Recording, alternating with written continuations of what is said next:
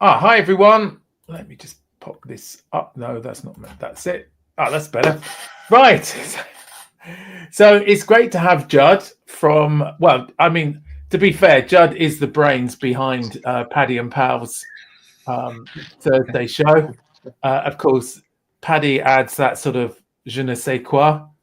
But it's Judd. Judd is the brains behind it. So it's great to have Judd out from Paddy's shadow, and which is quite a big shadow, I imagine, because he's quite a big guy. Great to have him here with Naked Sean. And so today we're going to do a knife stories episode, really just sort of quizzing Judd a bit about his collection, how it started, what sort of knives did he collect first, how has his collection changed, those sorts of things. Be really nice to see some of that. I've got an interesting keep carry scrap as well, and if it all goes upside down, it was one of my friends who recommended it to me, so it's their fault. And again, I won't say who it was, but I think somebody guessed it last time anyway. So great to have a few people in the chat already. I can see it's filling up a bit with good to have a big shout out to Chirk, who's our moderator, and just a quick look down, we've got Lynn, of course, the lovely Mrs. Naked Sean, Slippy and TK are here, which is great, and I'm sure you caught their show earlier, but we'll do a plug. We have a few cheeky plugs on their show. Sean, produce the plug. Excellent. Shameless. It's actually a candle. Yes. Why is it in the shape of a butt plug, though? That just seems a bit.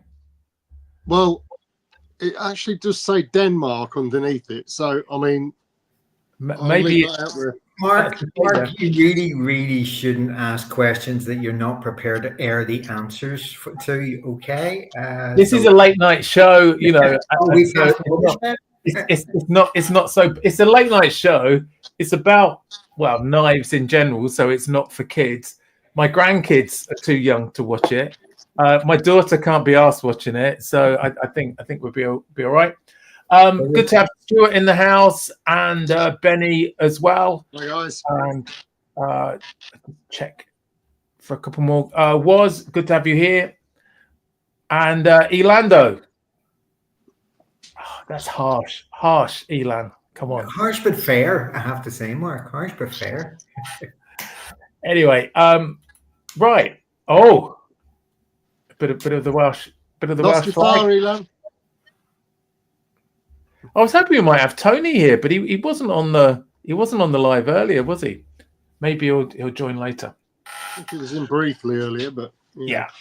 So just to get started, then, just to sort of warm us up, do we want to go any recent purchases? And what's in your pocket, Judd? Oh, what's in my pocket? What's in my pocket? Have you got all night? Is it that sort of carry? The usual. Let me put you standard Firma Viper 8 V8, which is my standard carry, and I've got my tactile turn AR and a wee Leatherman PSK, which is just lovely. And the newest addition to it is the O-Light, but it's the O-Pen 2. Oh, yes. I was looking at the Seasons edition of. Oh, yes, I saw them as well. Actually, they were kind of cool. The big difference, Mark, with this is it's a wee bit bigger because it's got a pencil at the other end. This is one of those everlasting pencils, is it? But apparently it is. Apparently it is. I just like them because they're little tiny pens, which are perfect for my little tiny pencils. Have you got one as well, Sean? I feel like I'm missing out. Sean, did you buy the mystery box? No, I didn't. Oh, it's making me feel a bit inadequate with my O-Light Mini, so I'm going to have to upgrade, I think, now. Well, you've got a good show. Ask O-Light to showcase it. They might send you one. There you go. I'll have to be a bit cheeky, yeah. Yeah, Elan, the PSK, Elan, is a really cool tool. I mean, it looks like a tiny little skeletal, and it's just a brilliant set of wee pliers. in your pocket. And to be honest, PSK is supposed to be travel friendly because there's no actual blade in it. There's a little pair of scissors, nail Okay. style, but it's Do they still do that one? I don't know. They're kind of like hen's teeth. I got this one off Mikey, and then another one turned up that I got as well. But then I sold it to Stephen. But they're classic, and they're just so slim. Oh, that's good because I've got the micro, but I was really disappointed by the scissors on that. Considering that's the problem. It didn't fare well in some tests I did recently. Mm-hmm. Is that all of your? Sorry, Judge was. So yeah, that's my hip pocket, and then in my main pocket, there's my main carry. There's me, just everything carry. So, right, and that's me. Thin optics, emergency glasses. See these things? I've just discovered, Mark and Sean. See these things? Get yourself a pair of these. Because see if you're wearing sunglasses and you're reading a book. These fit directly under your sunglasses, and they're fantastic. Oh, that's cool. Because being an old guy, I have got bifocal sunglasses as well. There you go. That I use for driving, so I can see the control thing. Yeah, I just like the way they open up as well. I need to get some of those. They're very cool. It's like if James Bond needed glasses, which if Daniel Craig stayed much longer, he probably would have done. Yeah, to read those microfilms. Yeah. What brand was that again, Judd? Thin optics. Thin optics. Yeah. No, it's reversed here, but yeah. No, it's only reversed for you. It's fine for us, I think. Oh, is it okay for everybody? Yeah. Thin optics. These are now my dad, who is 91. He saw me brandishing these about, and he thought they were brilliant because he's just had the surgery on his eyes for his cataract. So he's 91 years old, but he's got the eyes of a 30-year-old now. So it's shocking. But every now and again, he just needs a pair of lenses just to read something or whatever else. So he went looking for these, and he was shocked by the price of them because they were like about 19 quid or something, appalling. Yeah. And he ended up finding a brand that were a $5 a pop. So he has them scattered all over the house. I've seen the cheaper ones as well, but they look like the best ones.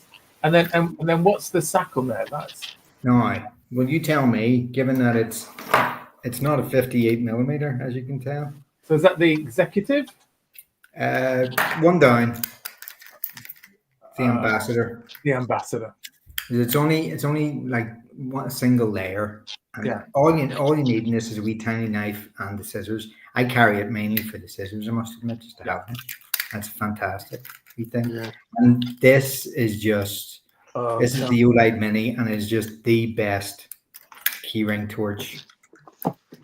Magnetic. It takes up so little space. It's rechargeable. It is just a fabulous wee torch. And the thing about it is, it's magnetic base, so you can actually just stick it to a radiator or a metal handle or whatever. I was in the loft this week, and I just stuck it onto a bolt that was in the rafters, and it lit up the loft. Okay, to put some stuff in. So it's great. So that's my stick in a pocket and carry everywhere, and then the other one's my wallet, which is just grab. So that's pretty much it. Yeah, that's cool. Thanks, Judd. And and your beverage, your it looks like is that a cup of tea? It is my it's my bedtime beverage. This is my 3 ginger tea. Oh, very very very posh. The trouble is I can't drink it this time of night, otherwise I don't sleep. No, that's true. That's cool. Thank you, Judd. Sean, over to you. So, well, first of all, I'm drinking black coffee, so you can still sleep okay after that. Yeah, I'll do a few laps of the living room before I go upstairs, and then I'll be all right.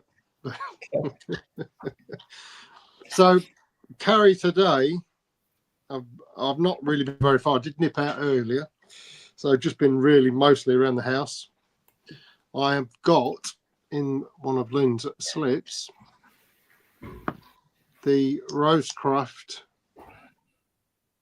Overall Creek Farmhand, I think it is. This the name of it. That's a beauty. Yeah. And that's in the yellow sandalwood, is it? I think it's the yellow sandalwood. Yeah, they really got to work on their descriptions of their woods because there's no yellow in that at all. It's not. Yeah, it's a stretch, but it's very nice, and it's great little work knife. I've got exactly the same one. It's gorgeous. It's one of my favorite Rosecraft. I have to say, it really is. So I've been carrying that. I've also got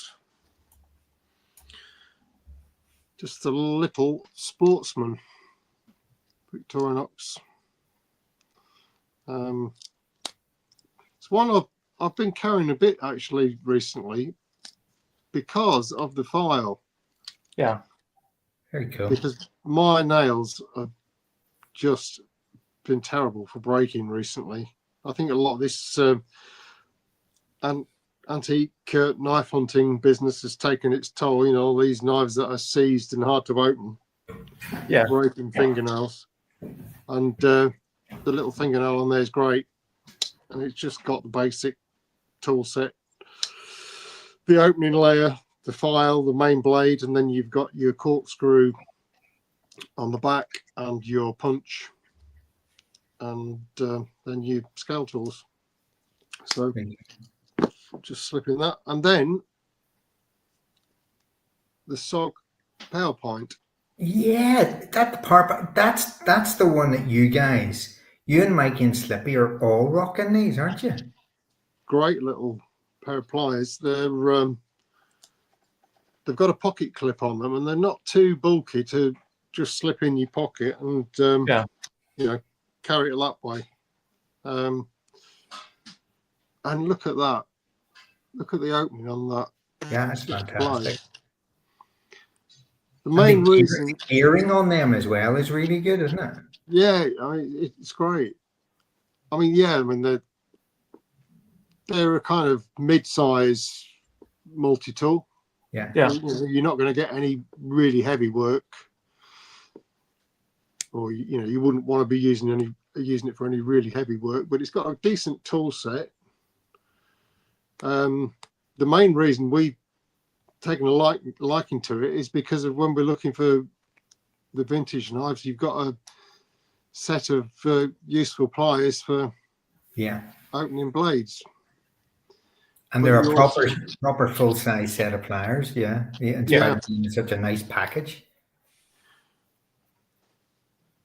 It does have a pair of scissors, which aren't as good as Victorinox. It's probably about the kindest thing I can say to them. Yeah. You see, once you've had Victorinox scissors, that's the problem, isn't it? It's hard to beat them. Yeah, and it's not as if it's that big a deal. I mean, they're two pieces of metal with a tiny little leaf spring. I mean, how hard is it to make a pair of scissors? Yeah. Apparently, it must be tricky because a lot of people don't seem to be able to nail it. Yeah, it's true. So then you've just got straight blade. It's kind of like is that a Warncliffe? Yeah, Warney, sheep's footy type. Yeah. Blade, another all type. Where am I? I can't see on my screen. There we go. And then a small screwdriver, which is slightly larger than the little glasses screwdriver you get in your Victorinox. Yeah. You've got a harness cutter, I guess, or rope cutter, or very cool. I might be able to open a package with it to push. File, double-sided file with a saw blade, and on the other side, I think I showed you this. You've got the serrated blade, which is like on a sheep's foot. Okay, yeah. sort of for rope or something, yeah? Yeah, along with a can opener, Phillips screwdriver, the dodgy pair of scissors, and then there is a cap lifter, because you've got a cap lifter on any kind of multi-tool, haven't you? Yeah. True. It is, but it's a full tool set, really, and it's such a compact package. And one of the other really cool things about it is when you close it up, if you look. Was that the bit driver? There's a bit driver, so you can hold a bit driver in there. It doesn't come with one, but if you've got a bit driver or, one, these you can get with a ratchet, can't you, or whatever, and get yourself a set of bits. You can extend its usage really with that. Excellent. Oh, cool. So it's quite a nice little package. So yeah, that's about it really. I haven't really been carrying a light because I've just been at home. I've got the Olight button kicking around nearby. So yeah. Cool. Thanks, Sean. That's great. I'll go through mine really quickly because mine doesn't change much. So the UK PK, this is one with the CTS BD1 still. So it's a very basic still, but I just love this just because it's the one-handed deployment. It's in my pocket. I know where it is. And then the Midnight Manager as well, just because it has scissors and a pen and everything I need. And then I think I said about this last time. The Rovivon A8. I've been carrying that a bit, and I quite like it. It's I've been getting used to it to do a video on it, so I need to learn how to use it because it just has the one button and you have different clicks. I watched TK's video. If you haven't seen it, then watch it on the A8. He goes through it really clearly. It's a nice little flashlight. And then the only other thing which I won't put on but I got a headband for my Wuben E7 so I can use it as a head torch, and great for camping. But this is just makes it hands free, and it's a cracking torch as well. The E7. I think one other thing in my sort of like small pocket, I've been carrying this little knife that Mikey sent round, this little Japanese one, which is really cool. It's a nice little blade to use. I think that's it really. I've been out walking, so I probably had a couple of other things in the rucksack, but nothing left in my pockets. And then just for drinking, I've got a Hobgoblin Ruby beer in my Hobgoblin glass. So very nice. I think I've been a bit dehydrated today. We were walking up the Malverns and it was really hot, and I don't think I drank enough. So anyway, right. So Judd, let's put you in the spotlight as you're our guest. So just sort of going through, what knife sort of started your, not necessarily your childhood knife, but what knife started your more sort of recent collecting? Oh, my more recent collecting. Well, it's the knife it's the knife I've had forever, which was the Victorinox Handyman, and I was it's one of those things. I can't remember if it was 1989 or 1992. Yeah, I don't. All I remember is that it was a gift from friends in Spain when I was living there, and it was just a sort of one of those farewell gift kind of things, and I've always had it. It's just been brilliant. So this I've had forever. So this is, I think it's a pre-1989 knife anyway, but the distinguishing feature of the Handyman is that it's sort of like a cut down version of the Swiss Champ. Doesn't have things like the fisherman's tools and everything, but it does have the pliers, which gives it that added bulk. And The pliers are sort of like super tweezers. Some people describe them, and they're very similar in size to the PSK pliers. And they're excellent little things for picking things up and whatever else, but you don't get an awful lot of force or power in them. The knife itself has got the standard array of opening layers, two blades, full blade, and pen knife. Yeah. This knife, as you can see, it's got a little bit of use, but as everybody knows by now, I like to carry a knife, but I very rarely use it for anything other than, what do I use it for, fellas? Buttering scones. Thank you very much, Sean. That has now become my catchphrase. I was hoping for something cooler, but I think that's about all I'm going to get. So, yeah, the handyman was the start of it, Mark. Yeah. And then what happened was 2019, I think. I mean, I've always had a few knives, like a few fixed blades and bits and pieces. I've always had a Mora for my camping and bits and pieces. But in terms of collecting, it was 2019. I started looking. I was carrying this thing around because I started wanting to carry it a wee bit more, and it was just too big in the pocket. So what happened was that I went on to Amazon to see what other Victorinox there were, and I got myself a Tinker.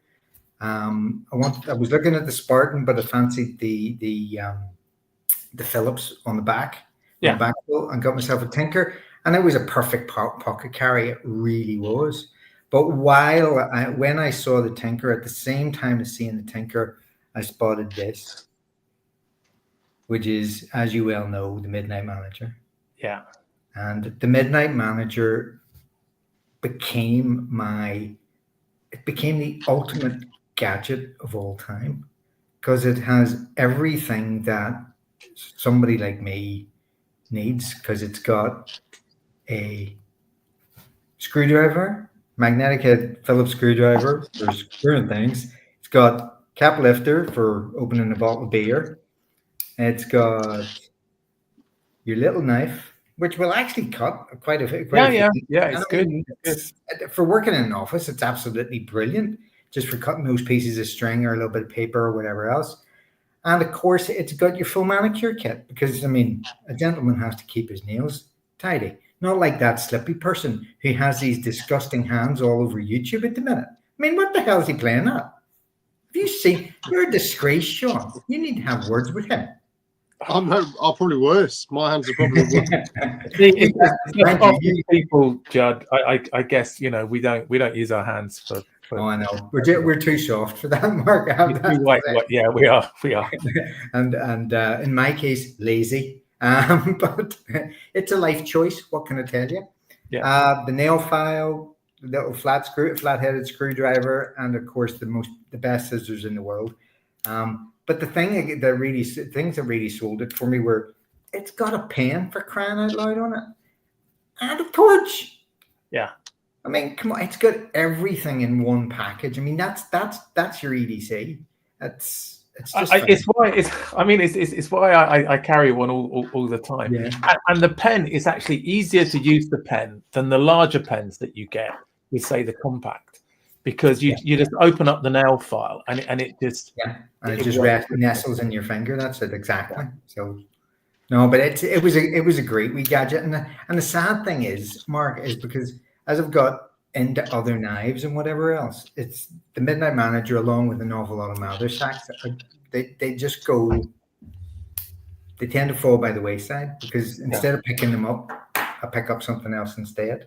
So that's how I got started. And then COVID hit, and all of a sudden I found myself with a lot of time on my hands, and I started just buying Swiss Army knives. Like, I honestly can't even trace the rationale for it. There was no reason for it. It was just, I need another Swiss Army knife. And before you know it, I had like nearly 100 Swiss Army knives. Oh, everybody's been down the Swiss Army knife rabbit hole.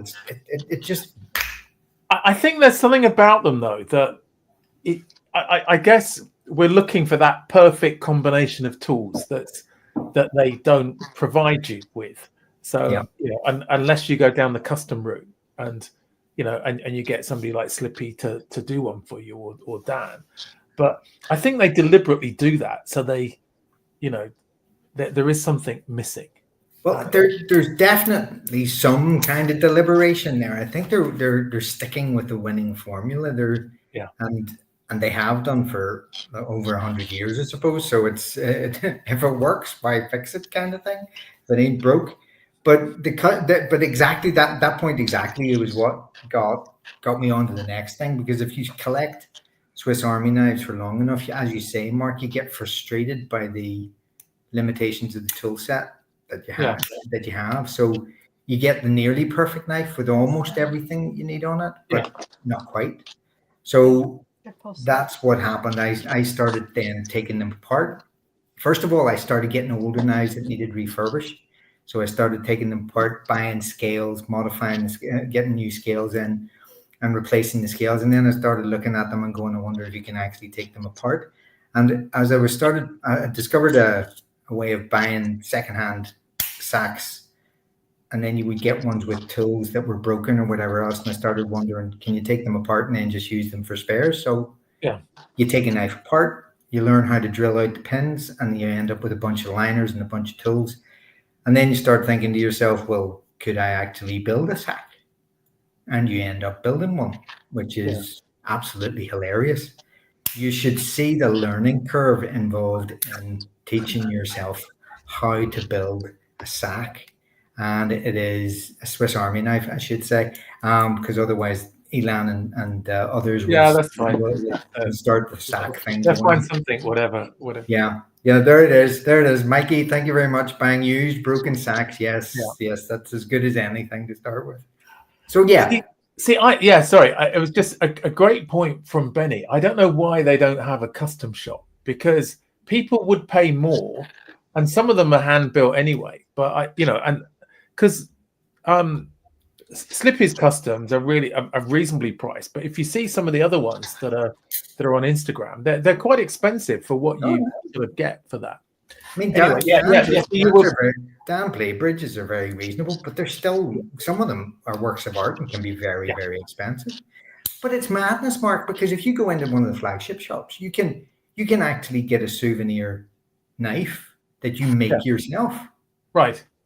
They've got one of the stations where you can construct a knife yourself, but the only model that they let you make is a Spartan. That's the only one that they will let you make.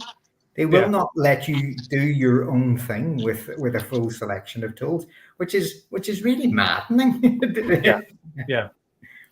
But yeah, so I started putting my own together and experimenting with the tool sets. You very quickly discover that the tool sets are actually limited by the way the knives are designed. They go together in very specific ways, like Lego. And it takes a certain amount of skill and engineering know-how, like what Dan does. I don't know. Half the time, I don't know what the hell he's doing with them. Yeah, it's easy to build your own versions of the knives or recombine the tools in acceptable combinations. But when you want to go really custom, it gets very, very dodgy, because you have to start putting washers in. You have to start putting spacers in, you have to start filing down the ends of the knives and everything, the pivots of the knives and everything. It becomes insane. I was never willing to go that far, and the most I ever did was my compact cyber tool, and this is one of the few customs I've got left. And basically this was the most traumatizing exercise in custom knife building that I have ever done, because was the most expensive exercise. Cyber tool is one of the most expensive Swiss Army knives you can get, shorter than XXL, and the compact is the most expensive 2-layer Swiss Army knife that you will ever buy. I had to combine the two to get a compact cyber tool, which is the holy grail for many of the standard ones, and it's just a perfect tool set. You've got the cyber tool bit driver with the blade, the main blade, if I can remember how to open the damn thing, because the nail hole is always hidden, and the combo tool from the compact Yeah. on the other side, and of course the ubiquitous scissors. All of this coming with the file on the back of the hook, and your corkscrew, and all the extra gubbins in the plus scales. Cool. And I've kept this one because this was the high point of my custom knife making. Yeah. It never got any better than that, and it never got to Dan's art, and it never got to Slippy's adventurous. And Slippy's done some great work. I've got one of his, and it's excellent. He just puts things together. He makes it look so easy. I gave up when Dan and I used to have conversations when Dan was starting to customize us, and we used to have conversations about peening and combining the tools and stuff like that. And he just went so far beyond me so fast that I just gave up. It was like, nah. I was never good at metalwork and woodwork at school, so I wouldn't do that.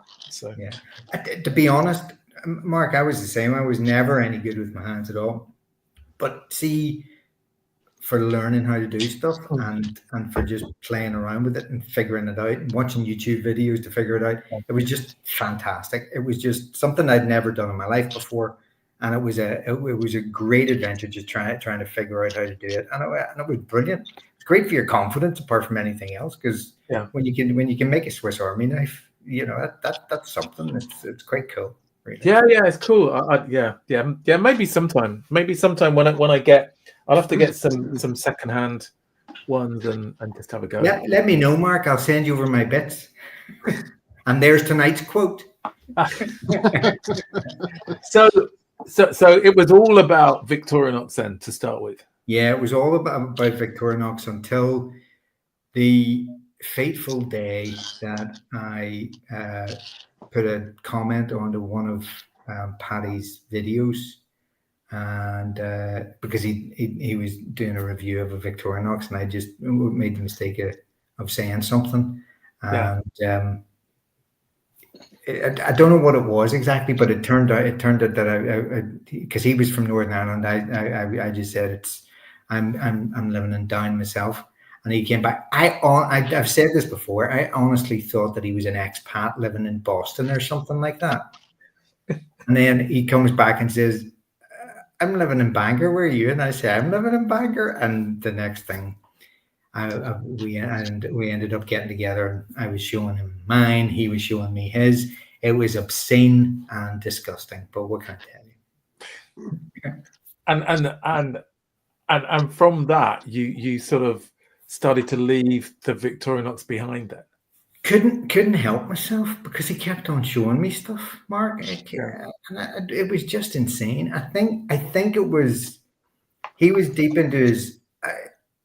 I was watching Paddy Stephen because I'd started to explore AliExpress and getting some Chinese knives and bits and pieces, and just to try them out because over COVID you had nothing to do but wait for the post to arrive, Yeah. So, and if you loaded the days of your post, you could get a full week with the package coming through.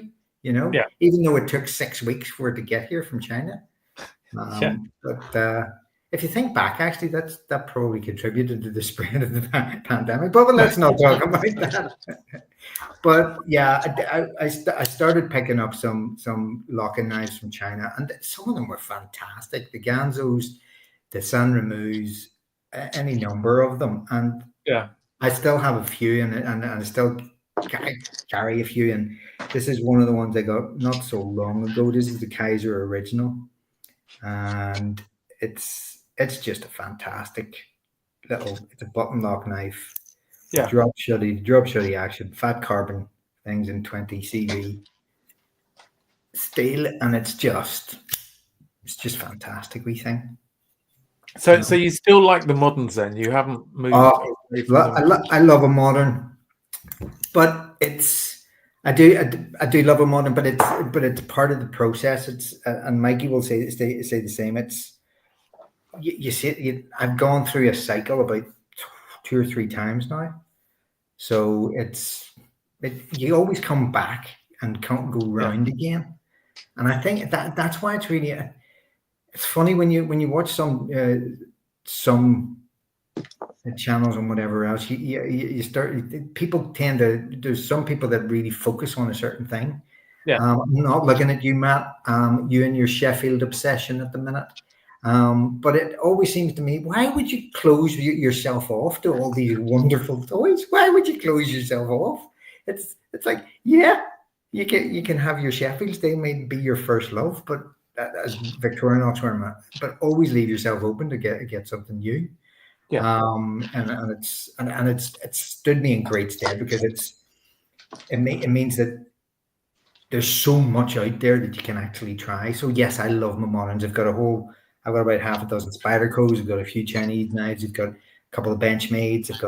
So I like a locking knife, absolutely. But at the minute, I'm moving away from them a little bit more, and I'm definitely more in slip joint country at the minute.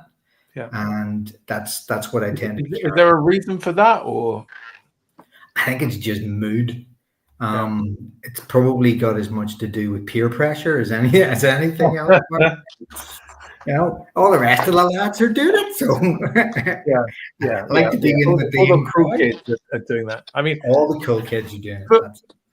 For me, the only issue with locking knives, and I don't think I have many, is just that I don't feel comfortable carrying them. Yeah, I don't think I'm likely to get stopped, but just in case, I'd rather not. Sean, we've been talking to this guy. Do you want to show us some of your recent purchases that you've got? Well, it's in my pocket. I'm looking for something that I've just put back in the pocket. I mean, that Rosecraft was the most recent purchase, but an acquisition, I think. Where have I put that?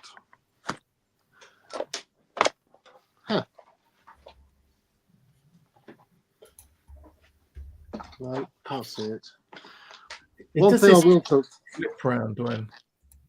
thing I will mention is, as we have Justin on the show, oh jeez, and he will know instantly when I show this knife. Oh, is that the K? Oh God, is that the CK Carl Camerling? Yeah, Carl Camerling. Yes. I've been building up a bit of a collection of them. Where are you finding them, Sean? Well, around the antique fairs, car boots. Well, not car boots much lately, but this was one I picked up a long time ago, which was a single blade. I know it's going to show the stump, but it's can't really see it. And that's a CK. That's a Carl Camerling, yeah. Yeah. It's very like the Otter, isn't it? And here's another one, which I can't remember who gave me this, but this was a recent acquisition. Same sort of thing, but it is slightly different. Yeah. To the other one. Ever so slightly. You can hardly see it, but on the it's a proper, simple, honest work knife, isn't it? Yeah, carbon steel. But it's they're a good brand. They made some good stuff. That's a full good stiff half stop and nice snap on it. This one again, I'm going to try and just see, but it's not going to show. Hold your hand up behind it. Does that work? No, I think I might need to upgrade to Everstream. You seem to get better pictures on that. But that's another CK, and this is in Pema. It's a nice little format as well, isn't it? Nice. Very nice. It's like buffalo horn. That's cool. Tasty. Brass liners. It's quite a nice little knife. And here was another one, which one of the lads. Now I think It was either Matt or Mikey, and I can't remember. Apologies, guys. I think it might have been Matt that found this one. This is a CK.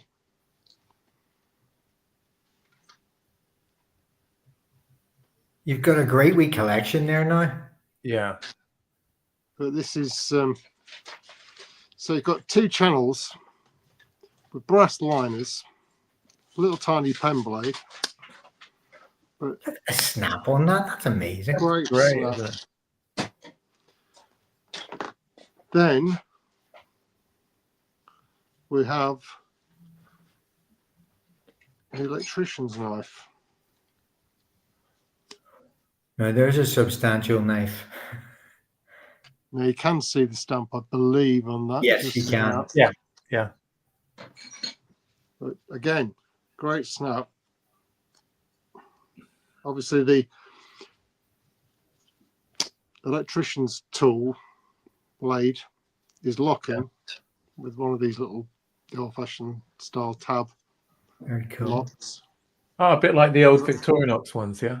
Yeah. Then a half stop. That's cracking, that is. Oh, they're a good knife. The electrician's knife is something I've always been tempted by, I must admit. Yeah. It's still got a good snap. This was one I found, and then Mikey picked another one up and gifted it to me. Again, it's a slightly smaller frame. Yeah. This is the one that Mikey found. And it's Same make, though. Same brand. Same brand. Same brand.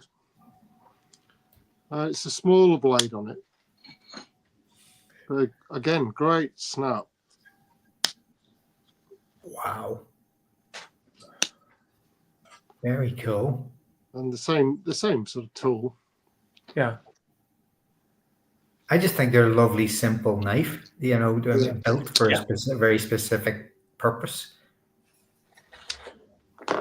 Then, a few weeks ago, I found, grab a cloth quick. You're not going to see this, but this is a CK. So you've got, it's kind of like a multi-tool. You've got the main blade. You've got a little clip blade. That's a nice wee clip point. Yes, great clip point on that. It's got a really sweeping clip with a bit of belly. That's sweet. You've got the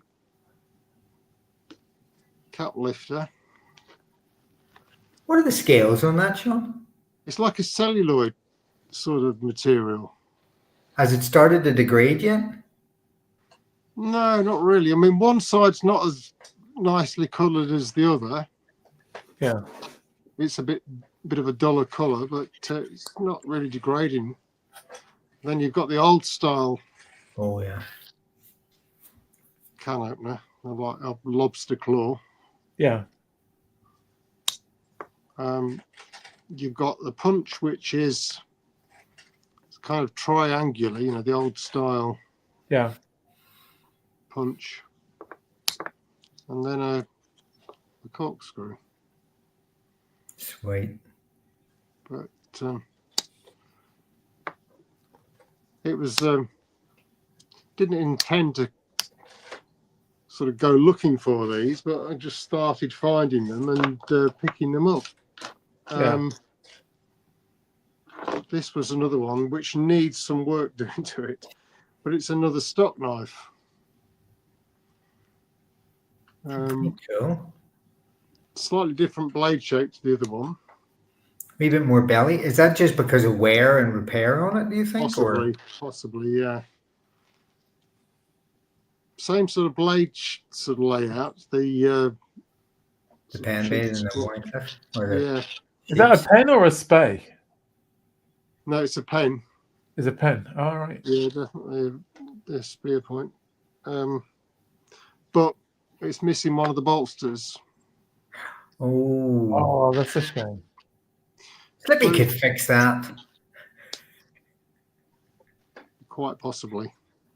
But yeah, it was. It needs. It's one I haven't done anything with since I picked it up. It needs cleaning up, so it's in a bit of a state, really. But it wasn't very expensive. It could do with new covers and everything, really. So it's probably a project knife. Slippy's saying he can rebolster it for you, Sean. He's a good chap. He's a good lad, isn't he?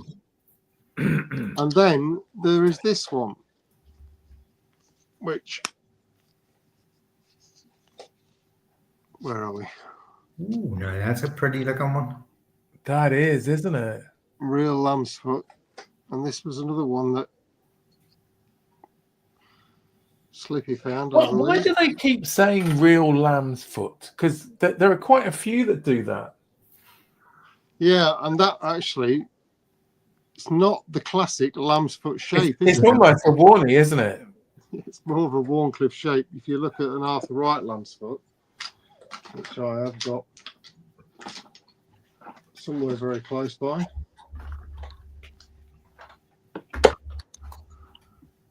Yeah, it's more of that angle, as opposed to the curve. That's more like a sheep's foot, a lamb's foot. So yeah, but anyway, well, that's a cracking little knife. It's got those rat tail bolsters on it. Yeah, that's a sweet wee knife, actually. Stainless steel liners or steel liners.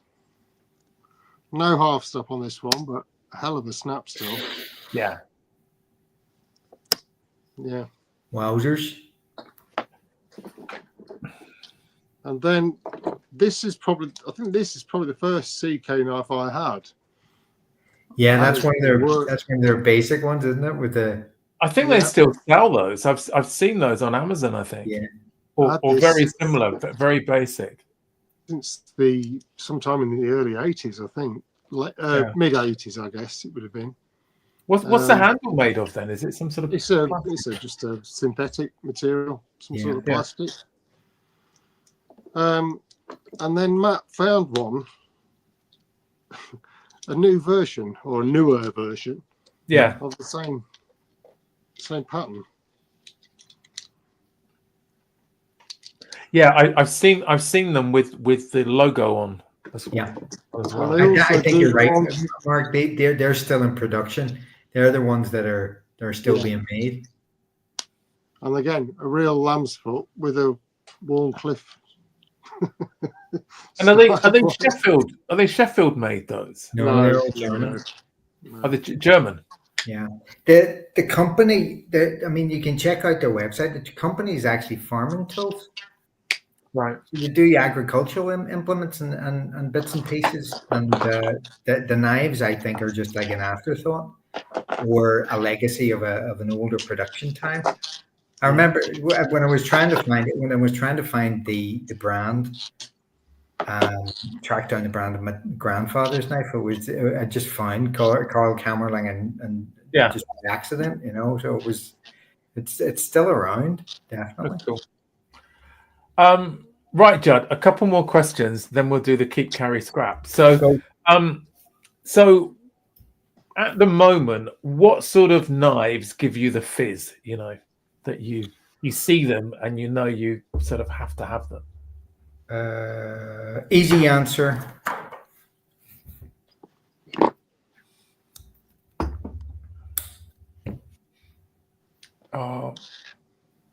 Ashley Harrison. Yeah. What a win every time. So this is a native pattern in ebony, and it's just, I love this knife, even though I find the handle a little bit awkward, the banana shape kind of thing, but see that blade shape is just dead. I love the swedging on it. It's great, isn't it? The swedging is just unbelievable, but yeah, anything. I think. I mean, there's a number of us. I think in the community who live month to month for the next Ashley. It's like, mainlining. Where's the Buster? A classic. I mean, It's just a fantastic. Although That's I the do, grip buster, yeah. Yeah. So I really like the Trapper as well, because you were showing one the other night, weren't you? You and Mikey. I don't have it with me, unfortunately, down here with me, but it is an absolutely stonking knife. It's one of my favorites. It is quite possibly, Sean, it's the most comfortable knife in hand. It really is. That the Trapper pattern handle alone is probably my favorite handle in hand. It's just the most comfortable thing, really is. But that blade, the clip point on that is just second to none. It's just amazing, really is. I think I'd have another one of them in a hurry. And I mean, I do like a Trapper pattern. There's a Shatton Morgan in walnut, I think it is, and it's just a gorgeous one. But the blade, nice as it is, has got nothing on the belly and lines of the Ashley. But this is a gorgeous one. It's just fantastic. And to answer a question that Stuart had earlier on about Stephen's collection rules, what time is it, Mark? It's 22:22. 22:22. Yeah. In that case, I feel safe in saying bollocks. Okay. It's Stephen's rules. And Mikey, you can report this back to him. Bollocks. 5 for a collection? No.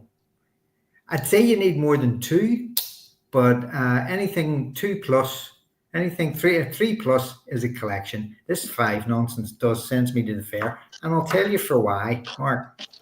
Because I have got 4 of these Boker Schlossberg knives. I've got 4 of them. And to satisfy that stupid freaking 5 knife rule, I have to get another one. And they're like hen's bloody teeth. It's the 1905 or whatever is the only other one I don't have. I think there's a one single-bladed Stockman that I might be able to get if it suddenly turns up somewhere. But that will give me my 5. But I'm going to have to sleep with somebody or kill somebody or do something. You just need patience. But I think as long as you have more, maybe more than 2, a pair might not be a collection, but if it's something that you're intentionally collecting, it becomes a collection, doesn't it? Yeah, I think that's as good a definition as anyone. Yeah. And the other one is I'm still looking for my 5th GEC because I do like GECs. I mean, and that's the oh God, this is the Cripple Creek. It's a special edition by Tiddy. It's the Cripple Creek Engineer, and it is an absolute masterpiece. It is gorgeous, and it's when you get a good GEC, there's nothing like it. But when you get a bad GEC, it is so disappointing. I mean, you almost expect Case to be. I think Case is lovely to get a surprise because there's always the chance of disappointment. The Case 50 times out of 100, you're going to be disappointed. But GEC, you expect. And you're paying a lot more for a GEC. Yeah, exactly. I mean, it's getting close to a Coke habit for knife collectors, isn't it? Yeah. Mm-hmm. And I mean, I don't like all the models, and I wouldn't just buy a GEC for the sake of getting a GEC. I'd like to get a GEC that I actually like. But it's that combination of all the fit and finish, the materials, but the action as well. And the action on GECs of late have been really, really squishy. And everybody knows my aversion to squishy knives. It's one of those things. So that's what gives me the fizz, Mark, is Ashley's and looking for those final knives for my mini collections. So your Grail knife, then, what is that at the moment? I honestly don't have one. It's not that 5th Castleberg one. Or... No, honestly, I wouldn't. No, I wouldn't. Joking aside, I wouldn't. Stop putting food on the table for that for a particular grade. And the answer is, Mark, the answer is because I don't know. It's all about. I think it's all about what? How do you say this without sounding ridiculous? Elan, don't lose your water. It has to turn me on. It sounds ridiculous, but it's almost like an emotional reaction to it. If you see a knife that is just really sexy, it's just something. See, this is my problem. I don't get the fizz, or I don't feel that about. There's some that I like the look of, and some that I like to use, but there's not one that I don't get that yet. Maybe at some point I will. It will happen. I don't know, but not. Maybe if I get an Ashley, it might be different. I don't know. Mark, don't get me wrong. You're perfectly normal. Weird, okay? I mean, don't lose that. This is you do not want to be in this position. I'm talking about sexy knives. Do you realize how sick that sounds? Yeah, I know. And going in the I bought a lot more knives since I joined the Discord group. And I like, seeing what I like and trying different Victorinox, but so I'm sort of I've signed up for the PPP knife because that's for different reasons. That's for a different reason really. So I'm interested when I get that. I'll have to go and look at some.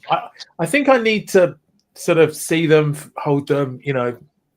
I think that might be different because it's sort of at a distance. I think Elan makes a really good point there. I think you do, and this is where I think we miss out buying an awful lot of our knives online, and we're Sean and the guys who are getting out there and just discovering these new knives. Is that when you get a knife in hand and when you can see the workmanship on it, and when you can, it speaks to you. I mean, it definitely can sway you emotionally. I think Elan's 100% right, and it's the weirdest thing because there's no rhyme or reason to it. There are knives that I wouldn't have looked at twice online. That when you get it in your hand, it's like, what's going on? It's just the weirdest thing. Yeah. Right. I was just looking at the time, and I promised we wouldn't go on too long, so I'll try. So, but it's been really good, and and just apologies to the people in the chat. I've been so interested in what Judd's got to say. I've been ignoring the chat a bit, so sorry about that. But here's your chance. And to comment as we go over to keep, carry, scrap. Let me just pull it up.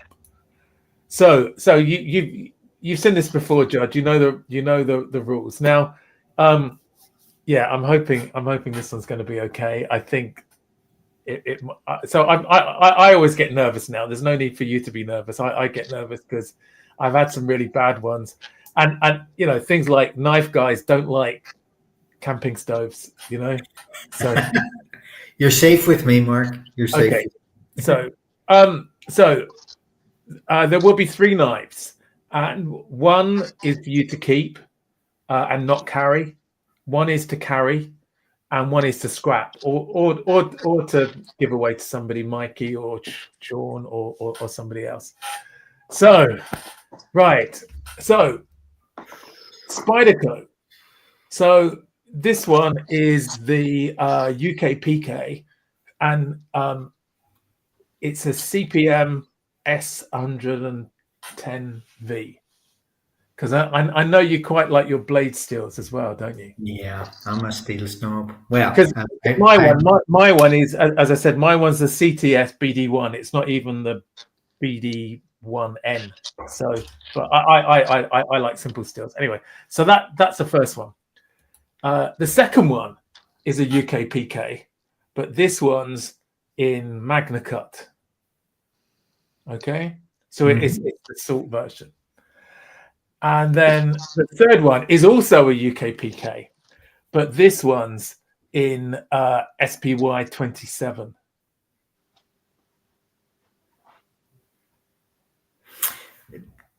The difficulty, Mark, is that I've got the middle one. Yeah, I thought you might have one of these, and I have the UK PK Magna Cut, so that is one that I would keep and carry. So, and I have to scrap one. Yes, that's the other thing. You have to scrap one. There's one. So you haven't got. I've done an easy out then. That's right. That's okay. I'll scrap the Magna Cut because I've already got one. Because you've got it, yeah. Okay. Because I've already got it, and I'll keep the Spy 27, and I'll carry the S110V. Okay. And I have to say, steel snob that I am, I'm completely ignorant of the difference between Spy 27 and CPM S110V. I don't know. But it's like you said earlier, Mark. UK PK is a fantastic knife. It is. Yeah. The only time this hasn't been in my pocket really is when I've been doing one of my silly carries, like carrying the Swiss Champ for a month or something else. Otherwise, since I got this, I've just it just stays in my pocket. Sean, what are you thinking? Well, I don't own, I've never owned a UK PK. Ooh. And I keep saying I'm going to get one at some point. You won't be disappointed, Sean. Whichever one you get. That's my thinking. Well, apparently the S110V is a pain to deburr, according to Chris Blade Lord. Oh. So I'll pass that on. I'll scrap that one. I'll take Chris's word for it. He's into his exotic steel, so he should know what he's talking about. I'll carry the Magna Cut, and I'll keep the SPY. I can't read it. Is it? Spy 27. Spy 27, yeah. Yeah. It's bloody old age. My eyesight's getting worse, I think. You are looking on your phone. Here are these. Yeah, I mean, my thinking was, as I didn't know, that I thought I'd probably carry the Magna Cut, as that's meant to be okay to sharpen, but it holds its edge. I'd keep the S10V because I know what the price of it is, and then I'd move on the Spy 27. And just looking, I think there are some people like Slippy's not impressed at all. Yeah, because nor Peter. Come on, guys, you got to try some, and it's now Benny's gone for keep, carry, scrap. So in that order, keep, carry. Same as me. That's good. Elan's a bit of double jeopardy here. So you'd have to scrap your real life Magna Cut, Judd. Well, in that case, I'm going to change my mind, and I'm going to go with Blade Lord because he knows. I'd do the same as Sean. I'd carry the Magna Cut and keep the Spy 27. Yeah, and get rid of the S110V. And Bird-Free says he's already got one from years ago, so scrap. Does that mean you don't like it, Bird-Free? So that's interesting. Griff is keep, carry, scrap. And then Chris is scrap, carry, keep. Okay. It's not, Slippy, come on. Was is scrap. Right. I didn't get the Spyderco height. I have the Grasshopper, and the Grasshopper is okay, but it's not like a full-size Spyderco. And Elon wants the Urban, right? Chirk is scrap, carry, keep. Sean is carry 1, keep 2, scrap 3. Carry, keep, scrap, right? Cool. Radar agrees with Sean, and I think, TK's not impressed. Yeah, I like, I didn't get, because there is a bit of a Spyderco tax, isn't there? They're not cheap. It's not quite a bench. I was lucky. I got mine in the Discord knives and gear sales, so I got it, and I love the blade shape. I know Paddy doesn't like this blade shape, does he? He likes the He doesn't the mind it, drop Mark, but point he does prefer his swooping swallow. Yes, his drop point. and I think I'd quite like to get the squeak as well. So Yeah, at some point, because that's the urban's a nice variation. That's the chaparral, and now it's a lockback. It's not it's a locker, but it's probably. I think it's probably the sweet point in terms of the size of the knife. It's a wee bit smaller than the UKPK. It's probably a little bit bigger than the Urban, but it's got that. There's not as much hump on it, which is the other standard shape. And let's face facts, Spyderco. It's a sort of Marmite kind of thing. It's a love it or hate it. It's a fairly binary.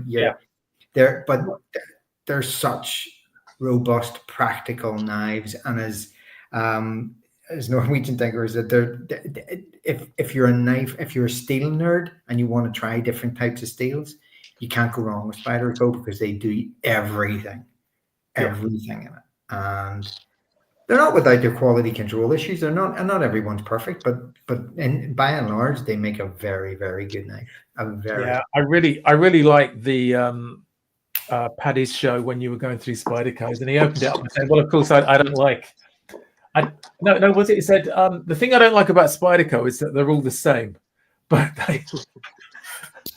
I think they all have the hole or some sort, but they have so many different blade shapes and serrated blades and hook blades and crazy shape stuff. But anyway, it's good. So I think that went fairly well. So I can say that it was Elan's idea to give you the same knife in 3 different steels. So clever. He's a manipulative. Get that boy. So he's okay.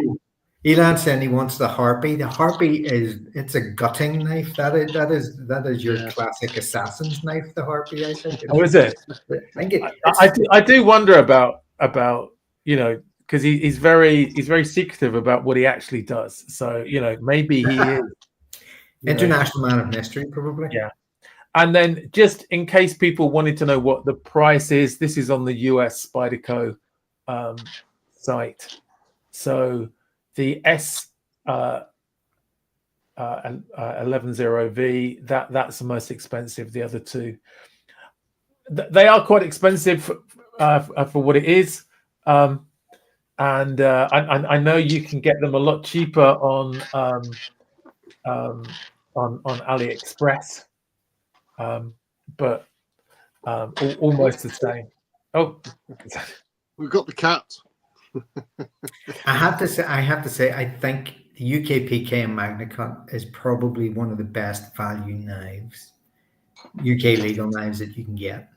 Yeah, because of the quality of the materials and just the workmanship or the production value. I don't think they put as much premium on the MagnaCut as some of the other manufacturers do. And as you say, Mark, it is a fantastic steel, very, very versatile, which is easy to make. Well, fairly straightforward to maintain. It's not the best steel in the world, but it's never. But it's a very good balance of everything. Yeah, and the reason why I like the UKPK because it's UK legal, but with the finger choil, it would be very difficult to get it to close on your fingers. Yeah. So it's one of the safest sort of slip joints for that. Anyway, very clever piece of engineering that was, design and engineering. Yeah. It is funny though, Sean. The finger choil is the thing that attracts you to the Spyderco at the beginning. But honestly, I'm going through a phase at the minute where we're talking about phases and cycles. I'm going through a phase at the minute where the finger choil is sending me to the absolute cleaners. It's doing my head in. I'm so out. It's so last season, people. Well, I mean, if you've been brought up with slip joints anyway, so like a simple Victorinox. If you're brought up with that, then you learn to cut with it in a way that it doesn't close on you. So, unless you're trying to stab, which we don't have knives for that reason. So it's not. Somebody asked me about, would that knife be? Could I recommend a knife for stabbing because he wants it for protection? So I had to sort of put him right in the comments. He was talking about dogs, but like attack dogs. But I just said, there isn't a UK legal carry one that would be useful for stabbing. You're likely to chop your fingers off. And by the way, don't carry any knife for defensive purposes, because in the UK, it automatically becomes an offensive weapon if you're carrying it for that purpose. But anyway, that was just a bit of fun. A last question, Judd, and then I'll let you go. And where do you see your collection? Your collecting going in the future? Do you see it carrying on down this sort of Sheffield route or customs or? I think definitely the customs will be, particularly Ashley customs will be a big part of it. But to be honest, Mark, I have absolutely no idea, and I think that's what keeps it interesting at the minute. It's just. I've been looking at my collection, and I have to say that, like a lot of us, I've been looking at it and going, I need to pare this down. I need to refine and rationalize it a little bit more, because I've got too many, and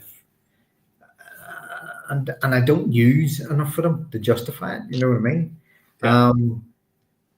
But at the same time, I still see things that I just can't resist. And yeah. And you said, so the answer to your question is, I don't know, honestly. That's what keeps me coming back to it, is that there's always something that's going to tickle my fancy, or that I'm going to try out, or whatever else. And the beauty about it is you can try it out, and then if it doesn't work for you, you can move it on, which is the beauty about the community in many ways. Yeah, that's cool. Thanks, Justin. And Sean, do we have we haven't shown any knives for a bit. Any other last knives to show us? Well, just because I can, and I really love this knife, I'll show this Ashley. This is the sort of Lanny clip with the olive wood, the stunning olive wood handles. And look at that for a clip. Look at that clip. That just does things to a man. That does. It does. That gives you the fizz, yeah. Yeah, and it's got the very bunny knife like. I must say. It's the angle of it almost. It's got that sort of symmetrical in the curve. It's. This would be a fantastic Skinner, I think. Yeah. Yeah. But it's also got that chased. Oh, is that Michael's work? Yes. Which this light is not going to play. You might just be able to see it. There we go. Yep. Yeah. That's the vine work from Michael. It's absolutely gorgeous. But the thing with this, it's got the half stop. But listen to this. That's great. That really. It's a really solid sort of thuck, isn't it? Yeah. Excuse me? Fantastic. THUCK thuck. Sort of Fucking noise. hell. But I mean, Sean, how much was that? You're looking around the 150 mark. Yeah. Yeah. But it's a handmade knife. Yes, exactly. That's custom knife. Yeah. You know. And I mean, if you compare that to the Spyderco's, you're getting a lot more for your money with this. Yeah, and I mean it's a different. Yeah. It's an unfair comparison to me. Yeah. They're different things, different beasts altogether. Yeah. Or different beauties altogether. Somebody, I think it was made a comment about the UK PKs I happened to catch, So, and I think the gist of it was we're talking about UK legal carry and stuff, and the sort of more tactical look of a Spyderco. That is the only thing. Is that if I open this, and particularly because it's easy open, but if you compare those two, the blade length is almost the same. Yeah. But this one looks a lot less threatening, partly because it has the Victorinox cross on it. This does look more pokey or pointy, doesn't it? It does. It does. But then, you could almost say the same if you compare a clip point to a sheep's foot, for instance. Yeah. Yeah. But there are always going to be certain ones that might be slightly dodgy or upsetting to people, I suppose, and there are other ones that are never going to be that.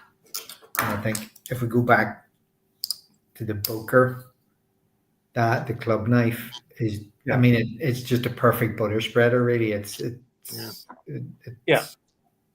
sort of unthreatening and fairly straightforward looking. Yeah, or you can't go wrong with the Midnight Manager. You whip out a bench. If somebody's threatened by that, see, so that automatically pass out, aren't they? Yeah. Unfortunately, we the media in the UK has a lot to do with sort of people's perceptions of knives and what they're. Yeah. So, well, as long as they're still legal, then that's fine. Right. So we've been going for a while now, and sorry, Judd, we've gone over the 10:30. So I think it's probably time to wind it up. Big thank you to everybody in the chat. Hopefully, I called out most people. Great to see you back again. Unfortunately, there won't be a show next week. Well, I can't do the show. Sean's happy to go on and do it if he wants. I'll be traveling next week, flying out on Sunday. So probably for the next 2 weeks, because I'll be away and won't be able to organize one, and we have the meetup in that weekend as well. So I want to at least make it to the Saturday. I have tried out my tent. I've got a new tent. I'm not sure how it's going to work out with the dog.